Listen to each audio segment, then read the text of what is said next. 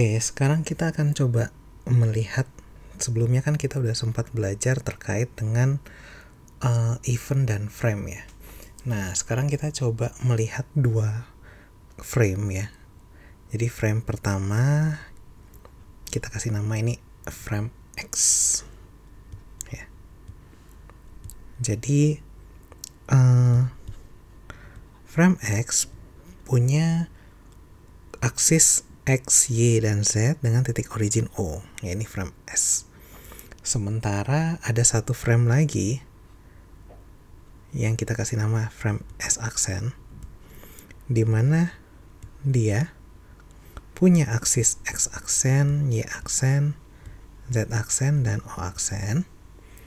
Tapi frame ini bergerak dengan kecepatan konstan, ya, V, kecepatan konstan relatif terhadap frame yang pertama. Jadi V-nya ini konstan, ya, ini vektor V konstan.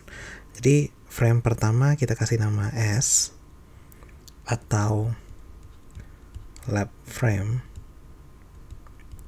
ya, dimana dia ini punya originnya O dan kemudian ada aksis X, Y, Z, dan satu lagi itu S aksen, dimana ini kita kasih nama moving frame.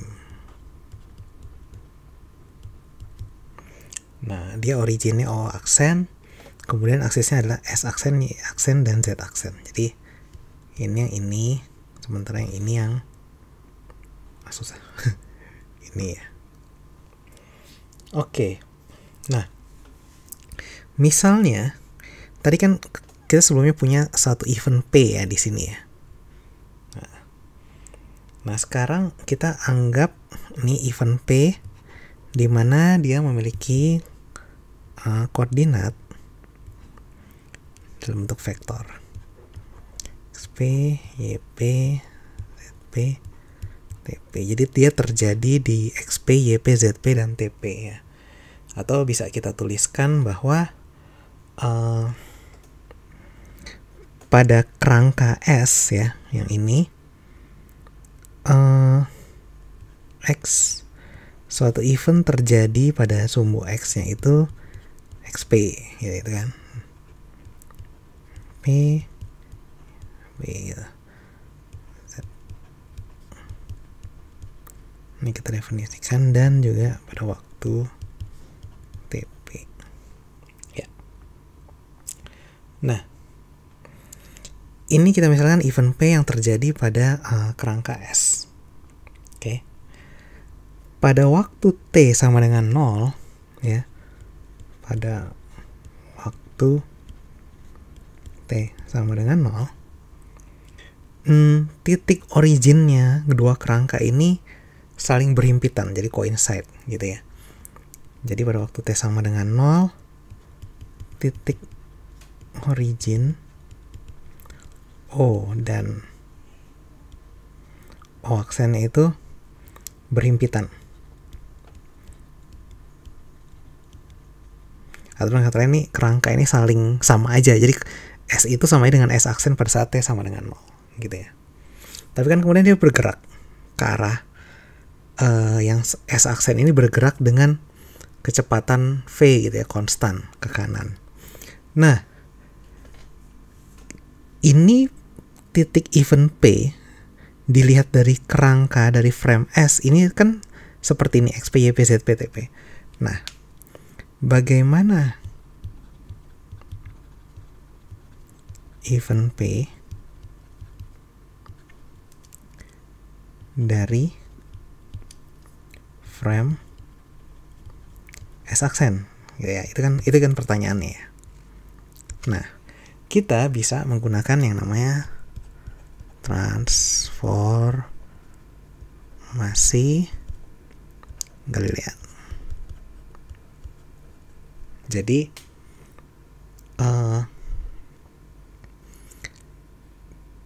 kan tadi kita lihat bahwa si S aksen ini bergerak dengan kecepatan konstan. Nah, kecepatannya ini arahnya sumbu X ya kan.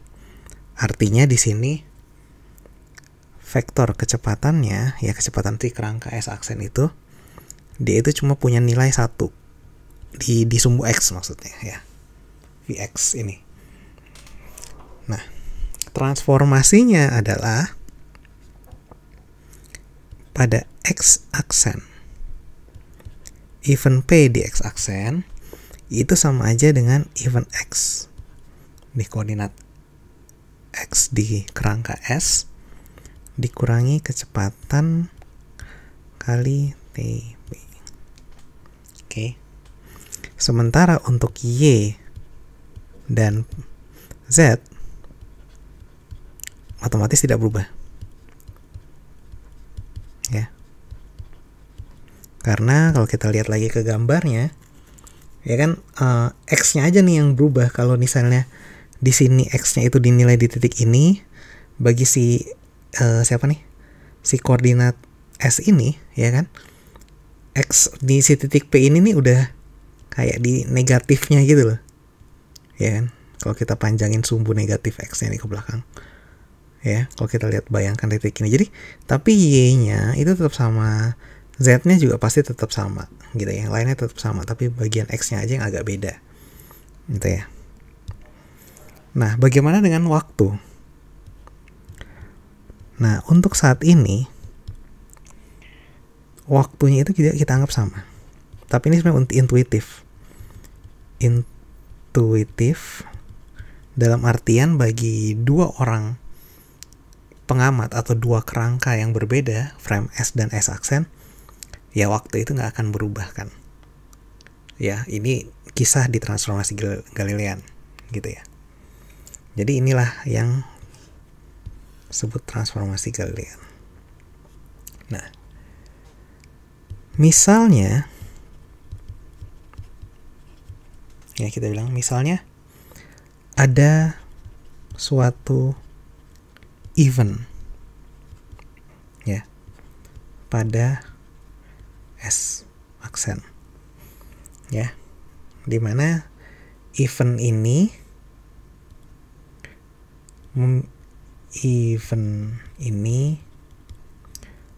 memiliki kecepatan dan percepatan. Jadi ada velocity dan acceleration.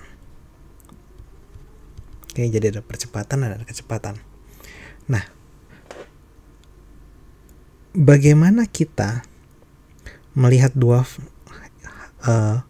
variabel ini pada frame S ya?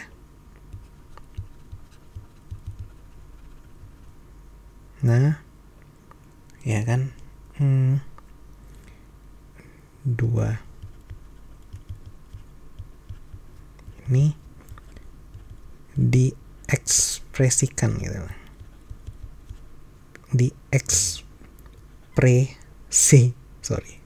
kan pada frame S ya. Ini pertanyaannya. Nah, ini bisa kita buat ya. Gimana caranya?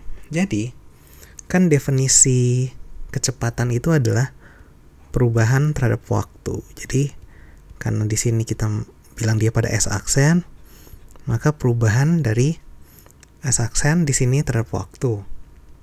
Yang kita bilang ini adalah kecepatan di sumbu X ya.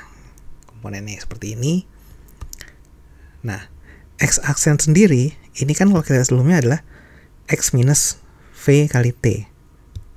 Oke, jadi bisa kita tulis sebagai X minus V kali T ya. Atau dx per dt ini adalah ux. Jadi kecepatan di kerangka S ya. Tapi dikurangi dengan ya dvt per t adalah V. Jadi ini sebenarnya menunjukkan kalau seandainya contohnya di sini gimana ya? Bayangkan teman-teman ngelihat kereta yang berjalan dengan kecepatan V. Habis itu di dalam kereta tersebut juga ada seseorang yang lagi jalan, gitu kan ya? lagi berjalan ke arah misalnya arah sebaliknya gitu kan.